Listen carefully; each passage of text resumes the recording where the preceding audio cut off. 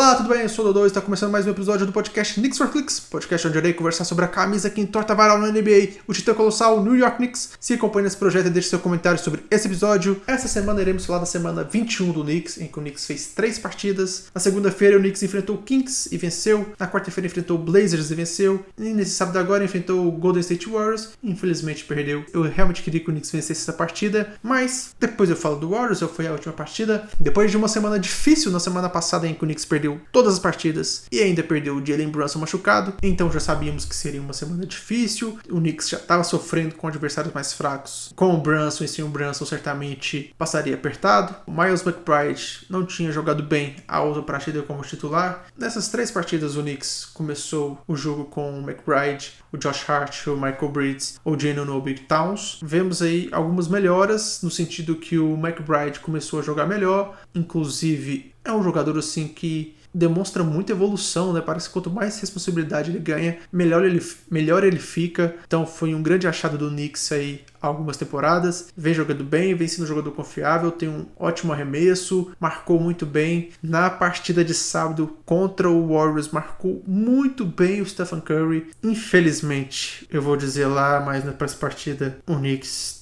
tem um problema muito sério no garrafão. E aí por isso que mesmo com a boa marcação do McBride, o Curry fez chover na partida. Mas vamos falar disso um pouquinho. Vamos falar da parte triste do Knicks mais pro final, porque as 2 primeiras partidas foram de vitória. Como eu disse, o Knicks venceu o Kings na segunda-feira. O Knicks nessa partida conseguiu abrir uma vantagem de 17 pontos ali já logo de início, em uma ótima partida do McBride. Como eu disse, ele evoluiu muito do ano passado para esse e parece que começou a se sentir mais confortável como titular agora. Aí o Knicks conseguiu abrir essa vantagem de 17 pontos já no primeiro quarto, e aí o jogo já foi praticamente ganho nesse primeiro quarto. O Knicks conseguiu manter essa diferença no segundo quarto, mesmo com o Kings jogando bem, mas aí aconteceu um efeito muito interessante com o Knicks, porque o Knicks tem 2 problemas defensivos, que é o Jalen Brunson e o Karl-Anthony Towns. E toda vez que um dos 2 não joga, os números defensivos do Knicks melhoram. Eu não tenho os números aqui, infelizmente eu não sou tão organizado, mas foi dito nas transmissões e em todos os blogs que eu participo do Knicks, as pessoas falaram isso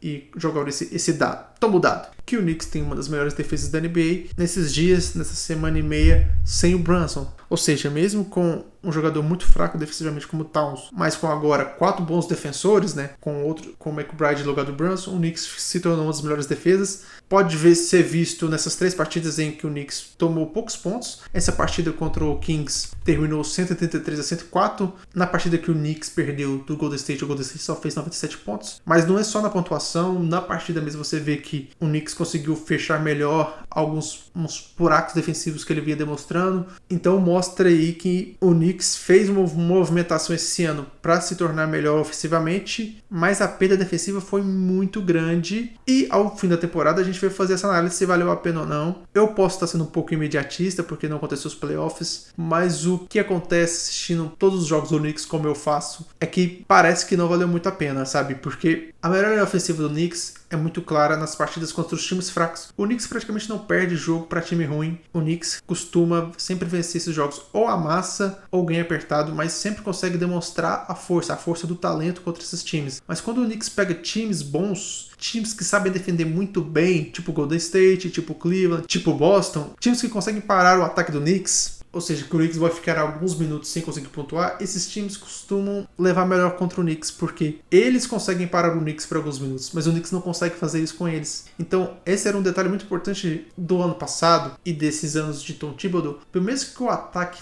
engessado, o Tom Thibodeau não é um bom técnico ofensivo, definitivamente não é. É bem simples todos os esquemas que o Knicks faz de ataque, as movimentações que o Knicks faz são bem simples, é muito baseado aí no ISO, ball, né? É muito importante que exista um armador controlador do jogo, como o Jalen Brunson faz, que é o jogador que decide tudo praticamente. Os times do Tibbs, eles conseguiam fazer essas runs defensivas, esses momentos em que eles conseguiam fazer um lockdown nos times adversários, e aí o Knicks conseguia ficar alguns minutos sem tomar cesta, e aí mesmo com o ataque engessado, mesmo com a dificuldade, eles iam lá, iam chegando e encostando, e os jogos ficavam apertados, e você sempre tinha a sensação que o Knicks podia vencer qualquer adversário, mesmo ele sendo mais fraco. A gente tinha certeza que o Knicks não estava entre os 10 melhores times da NBA, mas que ele poderia vencer os 10 melhores times da NBA por causa da defesa, porque a defesa se segurava. O Hartenstein, excelente defensor, o Mitchell Robinson em forma, ele ainda não está em forma esse ano, o Julius Randle, que não era um bom defensor,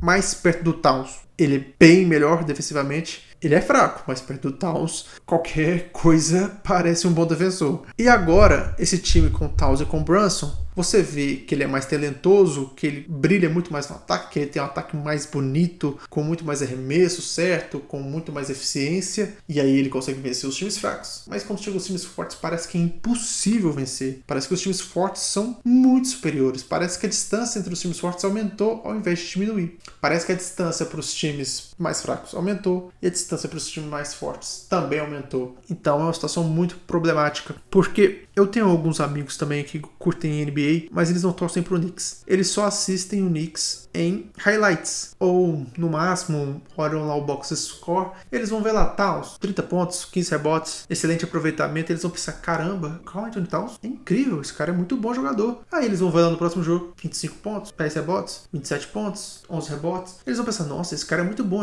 ele é um dos melhores pivôs ofensivos da liga. E eles têm razão, isso é um fato. Qualquer pessoa que não acompanha o Knicks todo jogo vai ter essa impressão de que o Towns está tendo uma temporada brilhante. O problema é quando você assiste todas as partidas do Towns, e aí você percebe os erros que o Towns comete na defesa. Todo santo jogo, o Towns, ele não tem esforço nenhum na defesa. Mas talvez esforço não seja a palavra certa. Parece que ele só não sabe o que fazer mesmo. Porque contra o Celtics é bem claro. Assim, pessoas que estão escutando esse podcast, torcedores do Knicks, vocês podem pegar o jogo que o Knicks fez com o Boston Celtics no último jogo e assistirem só o condensado, ou só assistirem as jogadas ofensivas do Celtics e só reparem no Towns. Não precisa mais assistir nada, só reparem no Towns. A quantidade de erros defensivos que ele faz, básicos, é surreal. Ele não consegue pensar na defesa. Parece que ele gasta tanta energia no ataque que ele para de pensar na defesa. E aí, ele não contesta nada. Então, tipo assim, qualquer jogador da NBA que invadir o garrafão e atacar a cesta, o Towns nem levanta o braço às vezes. Ele não tenta dar toco em ninguém. Ele não tenta defender ninguém. Ele nem levanta. É quase como... Existe uma piada no fórum do Knicks que ele nem pula. Ele só pega rebote fácil, porque ele não pula. Ele não dá aquele hustle na defesa, sabe? Aquela jogada de raça. Ele não consegue antever uma jogada ofensiva do time adversário. E isso vai ficar muito claro lá na partida contra o Stephen Curry, que eu vou voltar a esse comentário que eu tô fazendo sobre o Towns aqui, mas o que eu quero chegar é nesse saldo que o Knicks tem que ver da melhor ofensiva contra a pior defensiva que o Knicks escolheu para esse ano e que o Knicks escolheu contra o Thibodeau. Não faz muito sentido, infelizmente. Mas voltando para a partida contra o Kings, o Knicks venceu por 133-104, uma partida já decidida no primeiro quarto. O Knicks jogou muito bem. Esse jogo foi um jogo maravilhoso do OG Anunoby. Ele fez várias jogadas defensivas desse jogo. Sim, defendeu muito, ele apareceu no ataque também. Mas o Anunoby, para quem gosta de defesa, o Anunoby é quase como pornografia. Ele, sim, é o melhor defensor que eu já vi no Knicks. Não estou sendo hiperbólico aqui ou emocionado. Ele é o melhor defensor que eu já vi no Knicks. É um defensor brilhante. Parece que ele é tipo o Luka Doncic na defesa. Parece que ele está se movendo em câmera lenta. Mas ele sempre chega na defesa. Ele consegue antecipar a roubada de bola. Ele consegue contestar todo mundo. Ele consegue marcar jogador mais forte que ele. Ele consegue marcar jogador mais rápido que ele. É um jogador que tem uma leitura defensiva assim brilhante. Nesse jogo contra o Kings, ele assim abusou dos jogadores do Kings. Foi uma partida assim brilhante do Anunoby. Foi o destaque do jogo. Quem gosta de defesa pode aí assistir a pornografia da defesa ou de Anunoby contra o Kings. E na quarta-feira, dia 12/3, o Knicks enfrentou o Blazers em um jogo dificílimo, vencido na prorrogação. O Knicks venceu o Portland por 114-113 em uma cesta no último segundo do Michael Bridges. Uma cesta assim muito legal. Foi um ótimo dia de se assistir ao vivo. a NBA, a assistir o Knicks, porque como o Knicks agora tá na Costa Oeste, alguns jogos eu não assisto ao vivo. Eu assisto no dia seguinte o jogo condensado, porque os jogos são muito tardes e infelizmente eu preciso trabalhar, então não dá pra assistir, ficar até 2h30 da manhã assistindo um jogo do Knicks, então eu vejo no final, mas esse particularmente eu assisti porque o jogo tava muito pegado e parecia que ia ser decidido no final, nenhum time conseguiu abrir de vantagem, foram várias trocas de liderança durante o jogo, mas ninguém nunca conseguiu abrir uma vantagem. O Knicks sofreu muito na defesa nesse jogo contra o Portland e no ataque compensa, né? Como eu sempre digo, contra os times fracos, que é o caso do Portland, que é um time que está em evolução, é um time que tem um potencial para o futuro, mas que no momento ainda não é um time bom, o Knicks consegue brilhar ofensivamente mesmo sem o Brunson, mas na defesa sofre um pouquinho, principalmente o Scoot Henderson atacou muito bem a cesta nesse jogo e como eu disse, o Towns não consegue marcar nada,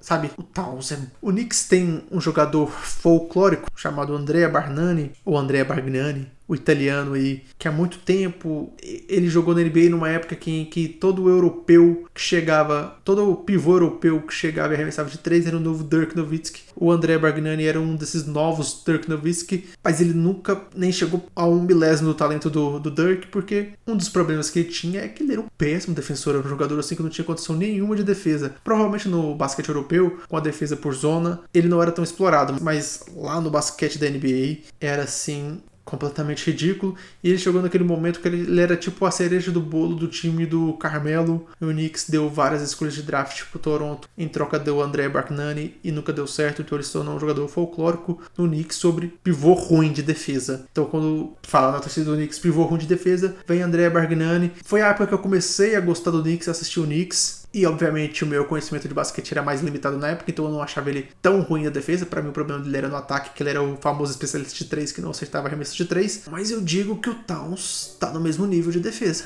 O Towns é muito ruim defensivamente. E agora vamos falar da partida que eu quero falar contra o Golden State Warriors, a partida do sábado. A partida do sábado em que o Knicks perdeu por 97-94, mas um jogo sim difícil, apertado do Knicks nesse ano. São muitas partidas assim. Um placar aí em que nenhum dos times chegou a 100 pontos, então foi um jogo em que a defesa do Golden State brilhou muito. No final do jogo a defesa do Golden State anulou o ataque do Knicks, e é aquela partida que eu pedi aos deuses do basquete pro Knicks vencer por causa do Towns. Há alguns dias o Knicks, para quem não tá sabendo, há alguns dias o Knicks enfrentou o Golden State em Nova York e o Towns não jogou essa partida. E o motivo que ele foi listado por não ter jogado essa partida foi motivos pessoais, não era contusão. E aí o Golden State venceu o jogo e tal, e o Draymond Green, que é um dos piores seres humanos da NBA, foi no podcast dele e começou a zoar o Towns, falando que o Towns não tinha jogado essa partida porque ele estava fugindo do Jimmy Butler. Só essa zoeira já é tosca em vários sentidos, porque já faz muitos anos que o Towns e o Jimmy jogaram no mesmo time, no Minnesota, e de lá pra cá eles se enfrentaram várias vezes. E o Towns sempre costuma jogar bem contra os times do Jimmy Butler. O Towns vai bem nessas partidas, né? Não ganha todas, mas ele, em termos individuais, sempre vai bem. Então nem fazia sentido isso. E ficou pior ainda porque o Towns não foi pro jogo, porque uma amiga dele tinha morrido por câncer. E aí ele tinha ido no velório da amiga dele e não pôde ir na partida. E aí, se o Draymond Green fosse uma pessoa normal, ele só chegaria e falaria: desculpa, eu não sabia o que tinha acontecido, eu fiz a zoeira por sua ação mesmo, para ser o bully boy que eu gosto de ser, mas foi mal, tal, segue o jogo. Mas não, quando contaram pra ele que o Towns não tinha ido porque a amiga dele morreu de câncer, ele não pediu desculpa, ele só falou: foi isso? Então, ok. Eu falei aquilo porque era o boato que eu tinha escutado. Ele em nenhum momento pensou em pedir desculpa, que era algo assim bem básico, bem simples. E então agora com o Knicks enfrentando o Golden State, eu falei: meu Deus, é a chance do Towns jogar na cara desse bosta, fazer 30 pontos e o Knicks vencer lá em Golden State, vai ser super legal. Infelizmente, não foi o que aconteceu. O Bully Boy venceu mais uma. O Draymond Green é um jogador muito polêmico, ele costuma sempre fazer brigas com alguns pivôs e infelizmente ele costuma se dar bem nessas brigas, né? Ele é o jogador aí de sucesso, né? 4 títulos. E os jogadores que ele briga costumam fracassar nos playoffs e não conseguem o seu revenge game contra ele. E o Towns não conseguiu. Já ali no primeiro quarto, eles se enroscaram e o Towns fez a terceira falta no primeiro quarto. O Towns estava jogando bem em termos ofensivos e em defensivos um completo lixo novamente. E aí o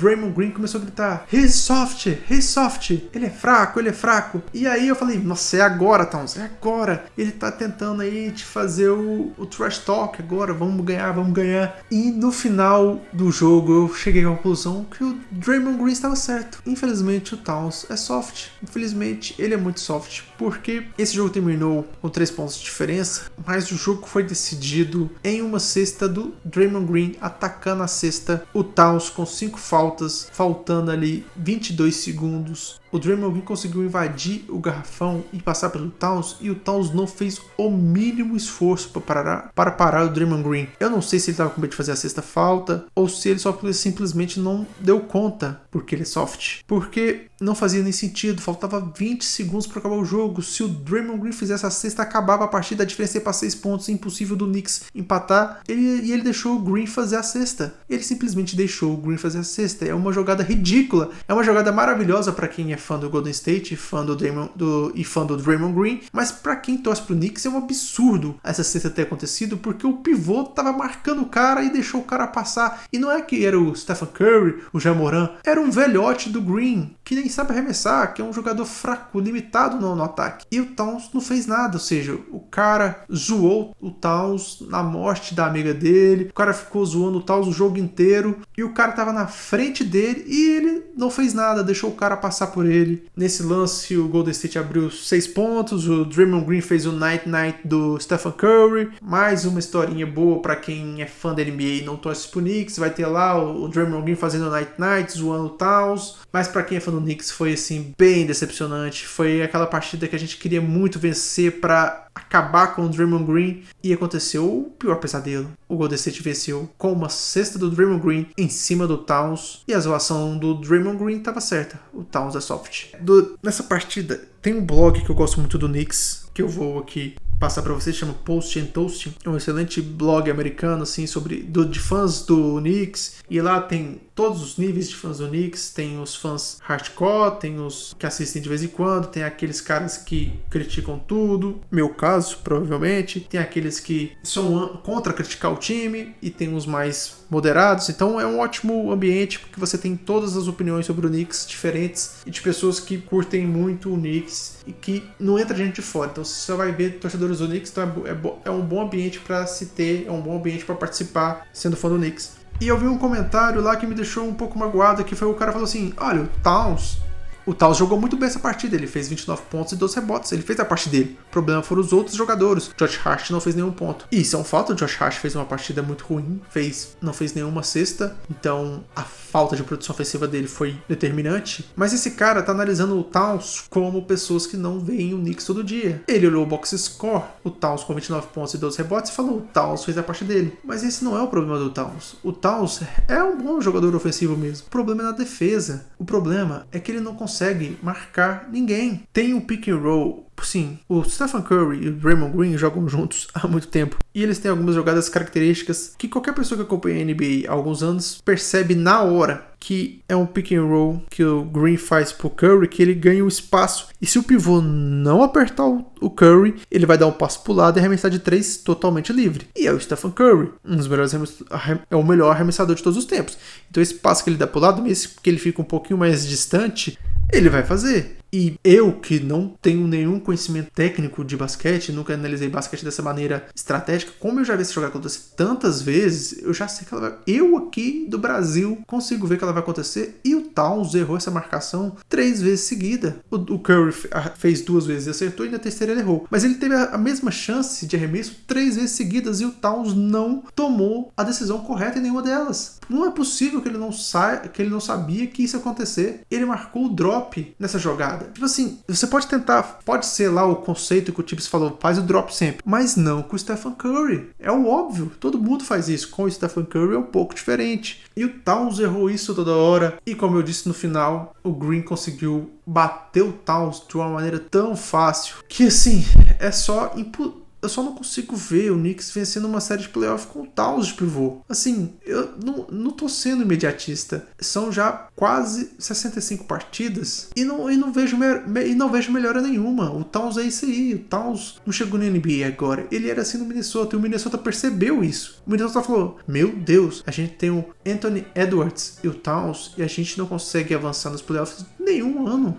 A gente sabe que é o problema. É o Towns. Então, o que vamos fazer? Vamos pegar o melhor pivô defensivo da NBA, um dos melhores defensores da história, e vamos jogar ele com o Towns. E eles foram lá, pegaram o Rudy Gobert. O que aconteceu? O Minnesota virou um timaço. Porque tirou o Towns do garrafão. E pra mim, essa é a única solução. Tem que tirar o Towns do garrafão. O Mitchell Robinson precisa ser titular. E o Knicks vai ficar sem espaçamento. Dane esse espaçamento, gente. O time não tem nenhuma defesa de garrafão. É impossível vencer uma série de playoff desse jeito. O Knicks não vai vencer. O Knicks tem terceiro e vai enfrentar o Pistons. Não vai vencer o Pistons desse jeito. Porque não tem defesa de garrafão e o Towns faz 5, 6 faltas só do jogo. Ele precisa de um pivô. O Towns tem que entender, e as pessoas que vão confiar no Towns precisam ter... Towns, pra você jogar basquete, pela sua altura, não tem como você ser um ala. Você vai ter que jogar de ala pivô. Você é o power forward do time. E a gente precisa de um defensor de garrafão. E a gente só tem um. É o Mitchell Robinson. Tem que ser ele. Os dois têm que jogar junto. Porque senão, não tem solução. A gente vai ter essas partidas aí que o nosso pivô faz 30 pontos e pega 15 rebotes quase todo jogo. Porque todo mundo do time é baixinho, então o Towns vai pegar 15 rebotes todo jogo. No box score, na estatística, vai ser lindo. Um pivô 30 pontos, 15 rebotes todo jogo. Mas na prática é um lixo completo. Porque a gente não tem defesa nenhuma de garrafão. Minha análise dessa semana é isso. Infelizmente, fiquei bastante decepcionado com o Towns. Na semana que vem é semana cheia. O Knicks vai jogar 4 vezes. Na segunda, o Knicks enfrenta o Miami Heat. No dia 17. No dia 19, na quarta-feira, o Knicks enfrenta o Spurs. Na quinta-feira, o Knicks enfrenta o Charlotte Hornets. E no sábado, finalizando a semana, o Knicks enfrenta o Washington Wizards. São jogos aí, o Knicks voltando na costa leste, né? E depois indo pro Texas. Parece que o calendário da NBA não é tão legal assim. Mas aí são jogos aí que o Knicks tem bastante probabilidade de vencer as 4 partidas, né? São 4 adversários bem fracos. Então aquela semana para dar otimismo e acabar com esse sentimento amargo que eu estou, esse coraçãozinho apertado que eu estou depois dessa derrota pro Golden State, que eu queria muito que o Knicks vencesse. Por hoje é só, pessoal. Muito obrigado. Eu fico por aqui. God bless e good night.